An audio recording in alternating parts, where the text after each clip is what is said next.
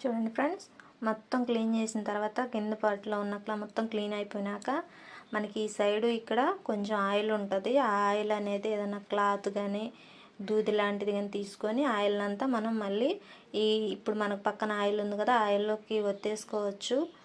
ఏం కాదు, మనకి ఆయిల్ ఎలాగూ మిషన్లో తీసుకునేటప్పుడు ఫిల్టర్ అవుతుంది కాబట్టి మనం ఏదైనా మంచిగా దాంట్లోకి తీసేసుకోవచ్చు.